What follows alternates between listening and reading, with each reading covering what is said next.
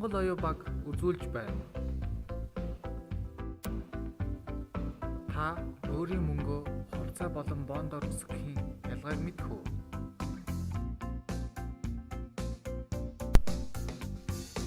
Энэ бол агдуу, харин энэ бол бархуу.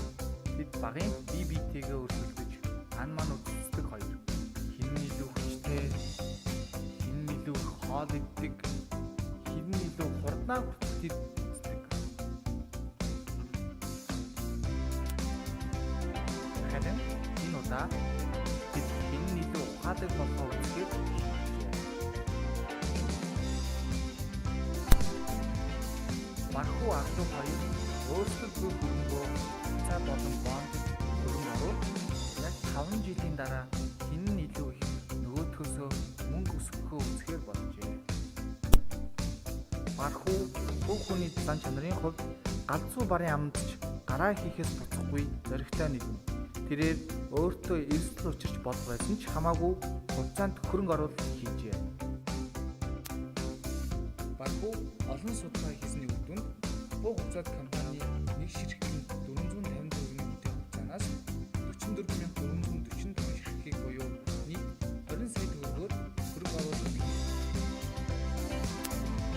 Харин анхлуу маш нөхөр боломжтой ба эрсдэл тавьхаас имэдэг бөгөөд аюулгүй байдлаар мөнгө өсгөх илүү үзсэн.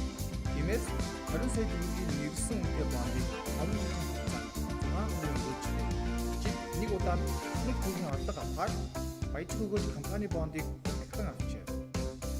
Бархуугийн худалдаж авсан хугацааны үн эхний 2 жил унаж байсан боловч дараагийн 3 жил 33% болтлоо өсөв. Үүнээс үзэхэд тэрээр 6 сая 667 мянган төгрөгийн ашигтай хөрөнгө оруулалт хийсэн байна.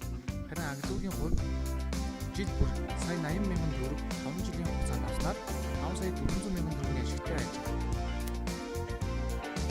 Дээрээс түгээх хэрэг та агдуу шиг бондод хөрөнгө оруулбал таны ашиг тулгаар өсөх ба фон буюу бүгийн ашиг авна. Харин бархуу шиг хугацаанд хөрөнгө оруулбал тухайн компаниас хамаарсан эрсдлүүд болон өгөөжийг хамтд нь эзэмшнэ. Тийм ээ хонгор минь бархуу